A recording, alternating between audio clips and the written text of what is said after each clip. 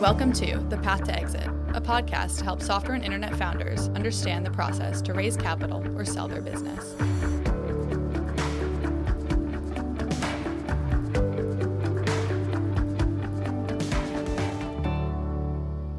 Hello and welcome, everyone. I'm Mike Lyon, founder and managing director at Vista Point Advisors, and this is The Path to Exit.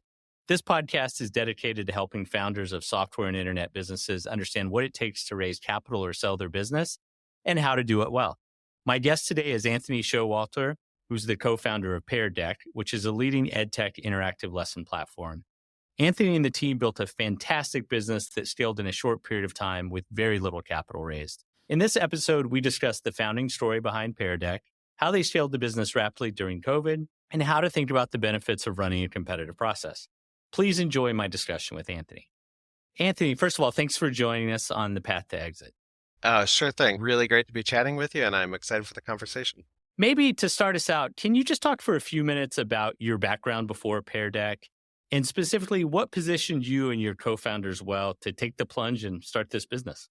In terms of my background, I think it's important to start maybe back at the beginning. I was the child of two lifelong educators. So I grew up playing on a college campus and was always fascinated with education and business. And when I came up through undergrad, was right during the initial dot-com boom. I was really interested in technology, business, and education, and found myself gravitating to the overlapping Venn diagram of those three interests. Prior to founding Pear Deck, I worked for another edtech SaaS business called Haiku Learning. And Haiku was an early LMS platform specifically designed for K-12 students. And it was a successful business and learned a lot of lessons there in terms of how challenging K-12 can be to break into, some of the business models where we were, I'd say, an early pioneer of freemium and product-led growth, dealing with the seasonality of an edtech business. All of those lessons were really important and set us up for making the decision to start Pear Deck.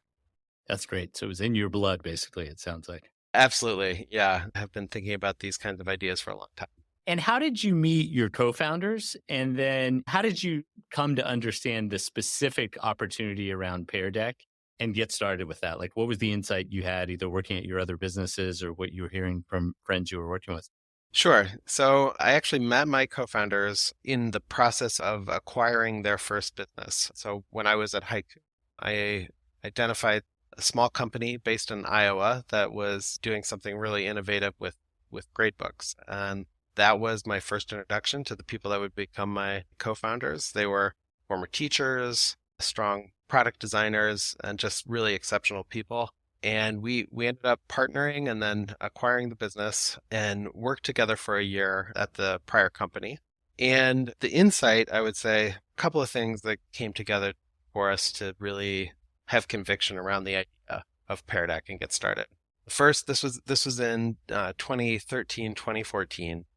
And in our market, schools had been experimenting with scaling technology devices for a while. They had gone through a phase with the low-cost netbook computers.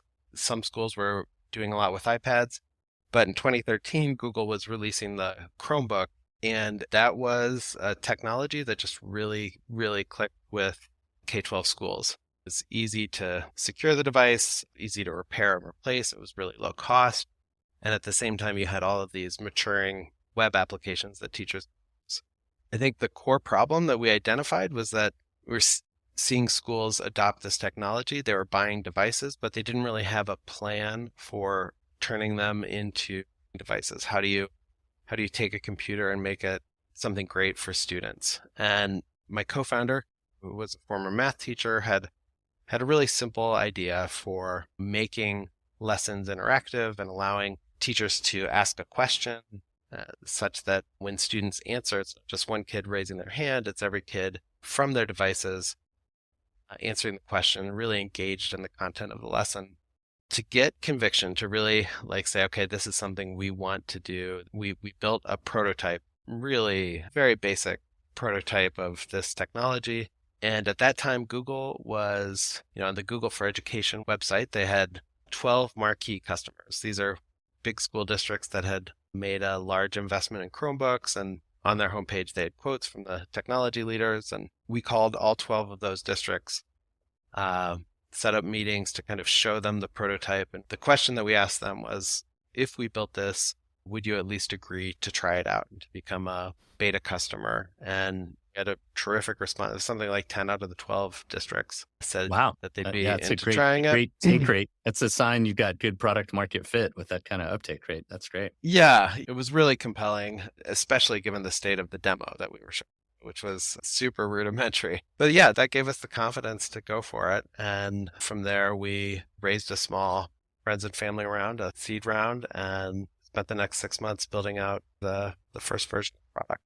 It's awesome. That's great. I know that you guys were always on a strong growth path. And then obviously when COVID hit, the growth went to another level. I remember, I think we talked to you guys in like January of 2020, and we were telling you great growth, good metrics, but you guys are still just a little too small, right? We'd recommend a couple years heads down, and then we think you could have a really interesting process. And then with COVID, I think we sold the business like 8 or 9 months later, right? Just tremendous growth. How did you handle that growth? And what were some of the challenges with that rapid growth? Because I'm pretty sure going into 2020, none of us predicted a pandemic that would drive EdTech adoption through the roof. How did you handle that? And what were some of the big challenges that came your way? Yeah, it was certainly a massive challenge. That year was really hard for a lot of us. Most other businesses in the pandemic, I would say, just characterized by uncertainty, especially early on in the days of COVID. For several weeks, schools were completely shut down and our usage just fell off a cliff, right? Nobody was going to school. No one was using our products. We were spending a lot of time thinking about contingency plans in the event that schools didn't really resume. Of course, what ended up happening was that it became really clear that schools would not only resume, but do so in a virtual fashion, putting technology at the center. I think many educators considered Pear Deck to be an essential tool for remote learning. And in a very short period of time, we were adding a lot of new buyer personas. All kinds of teachers were finding us that maybe wouldn't have been looking. Just maybe a couple anecdotes there in terms of what that was like operationally for us. In the years prior to COVID, as you mentioned, we were a successful business. We ran a very standard B2B SaaS sales playbook. We'd have outbound SDRs, marketing events to generate leads and awareness at the top of the funnel. Our SDRs would schedule appointments to set demos with our account executives. And if the demo went well, it could lead to maybe a school pilot. And eventually in 3 to 5 months, we would have a new customer. I would say that's a fairly standard playbook. During COVID, just like everything flipped on its head. We had AEs, our account executives were just jam-packed with more than 100 15-minute meetings, appointments per week. And the gist of the meeting, instead of, a demo to set up a pilot, to make a decision, was really how quickly can we sign the contract? Our teachers need this product tomorrow. And it became, instead of a go-to-market challenge, it was really an operational challenge to make sure that we could serve as many customers as possible. Yeah, I remember the early days of when we were working together. Obviously, you're trying to put together projections, right?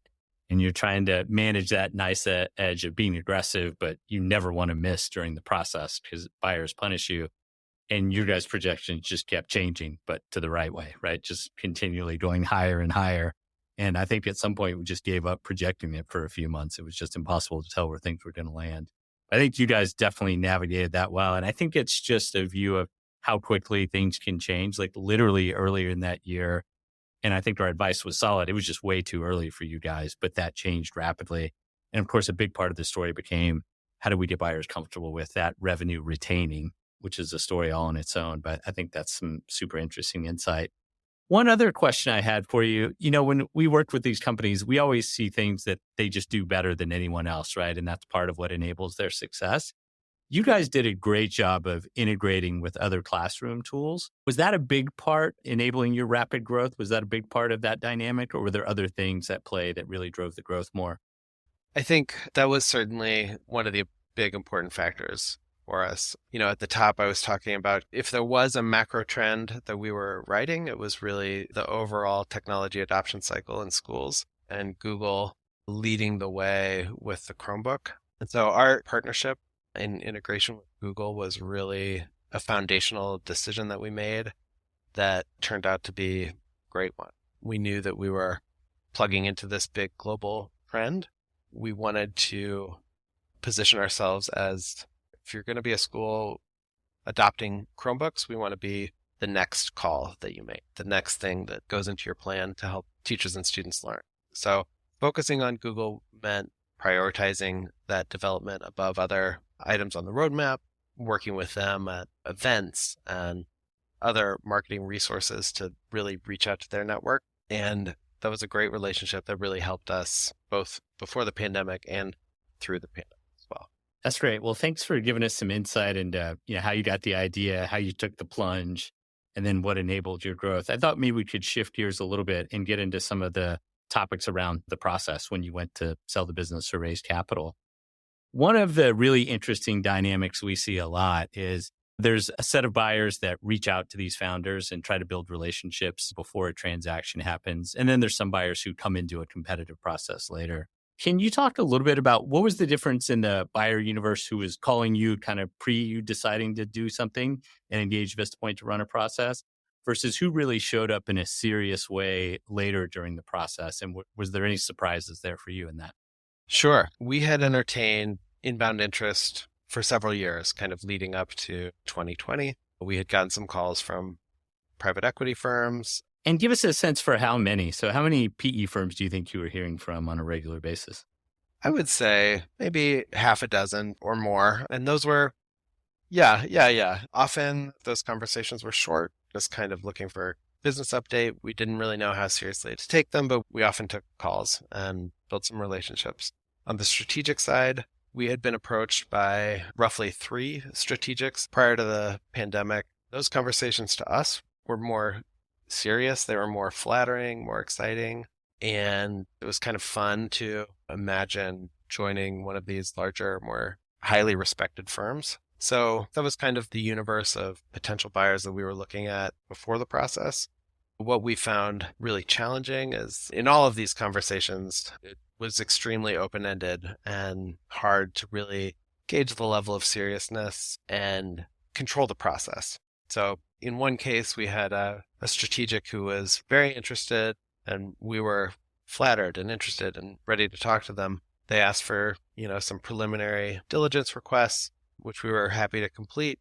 But then they asked for follow-up after follow-up, and it was hard to see how we could really move the process to the next stage, again, with this feeling that it was out of our control. They were driving the process instead of you. I think it's a really hard thing for founders to understand what's a high quality approach, what's a high quality buyer. And some of the things that, you may like about a buyer makes them not a great buyer, right? In terms of their business model and how they're valued.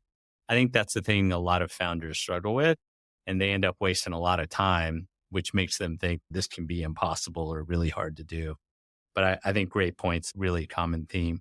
How did your view of some of the buyers change during the process? So my recollection was there was maybe one buyer you weren't super hot on at the beginning of the process for whatever reason, and then you warmed to them pretty substantially by the end. And then I think you had some reversing of that.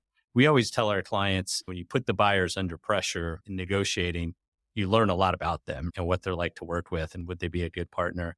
So did your view of, you start the process, we reached out to quite a large group of strategic and PE firms.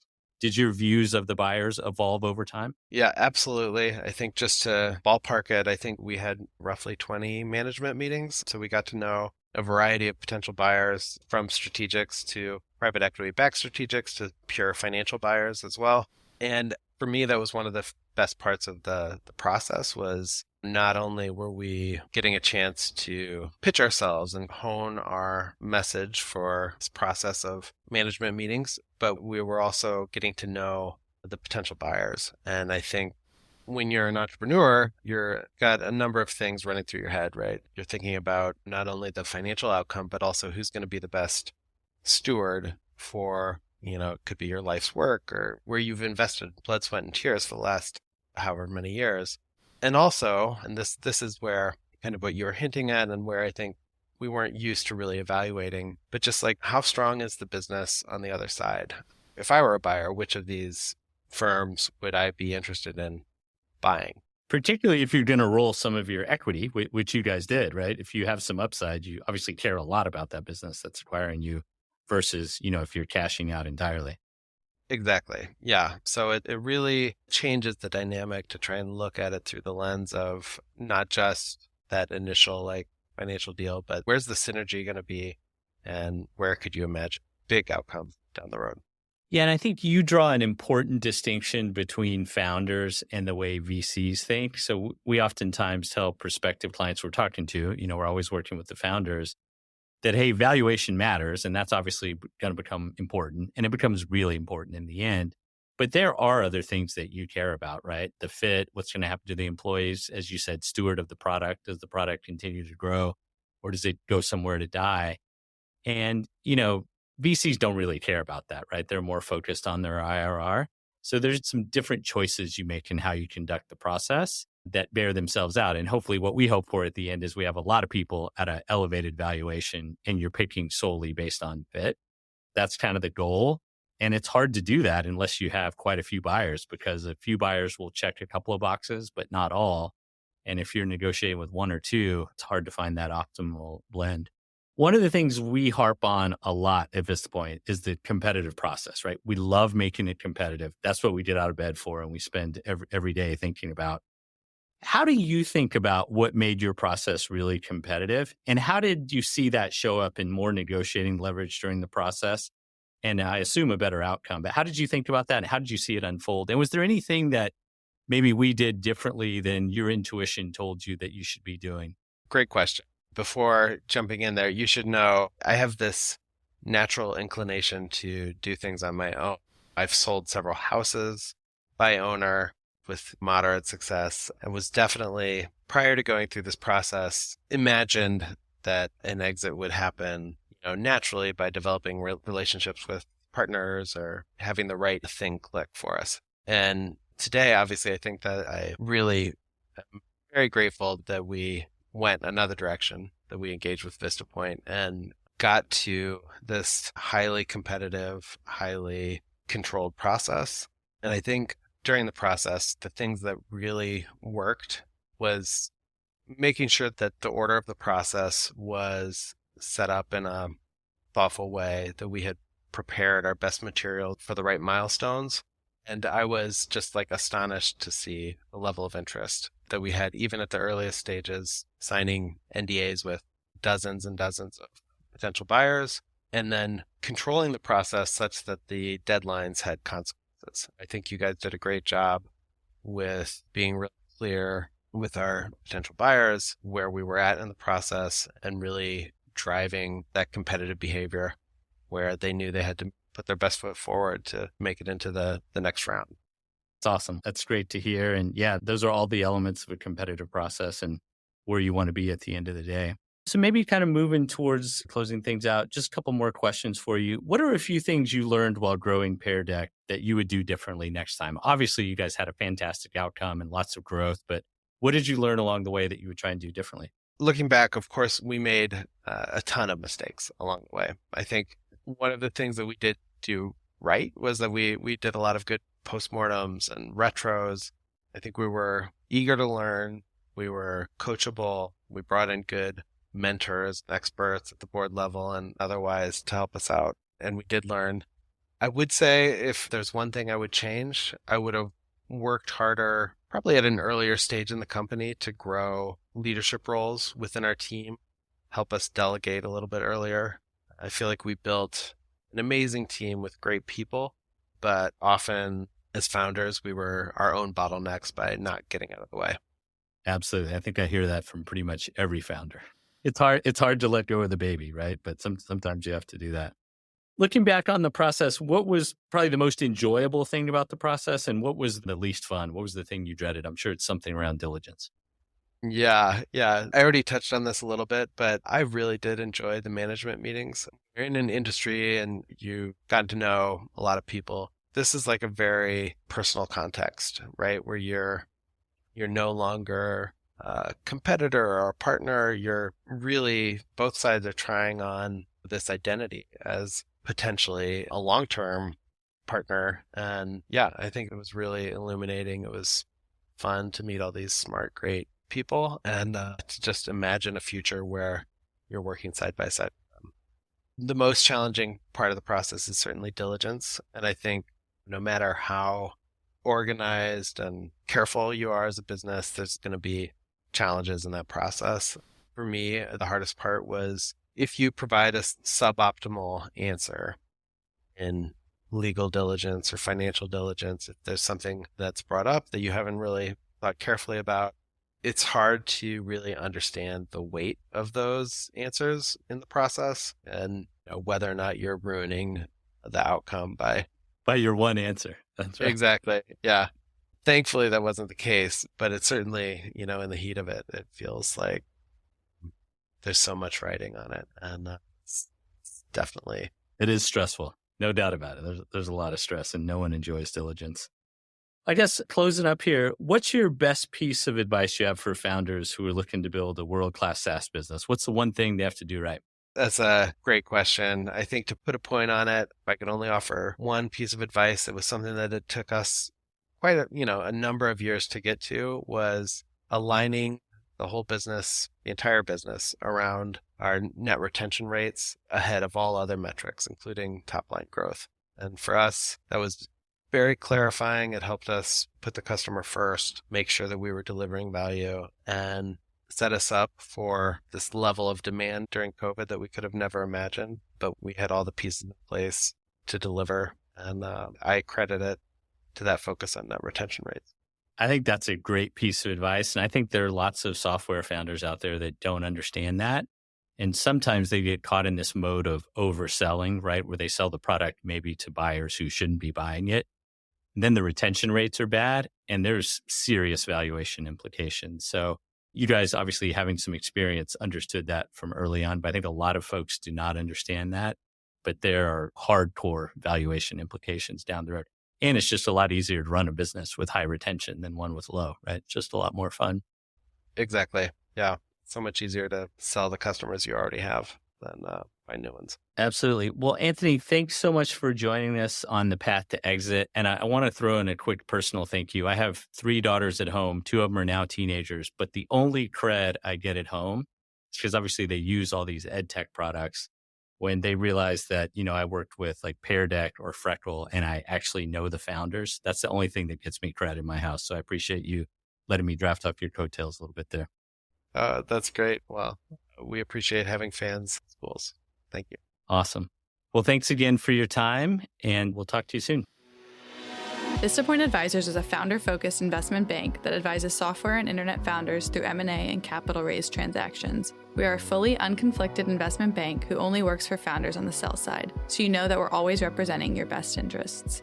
Securities offered through Vista Point Advisors, member FINRA, SIPC. This has been provided for informational purposes only. It is not intended to address all circumstances that might arise. Testimonials from past clients may not be representative of the experience of other clients, and there is no guarantee of future performance or success. Clients are not compensated for their comments. If you have any questions about the process of selling your business or raising capital, reach out to a member of our team, or check out the For Founders section of our site by visiting forfounders.guide.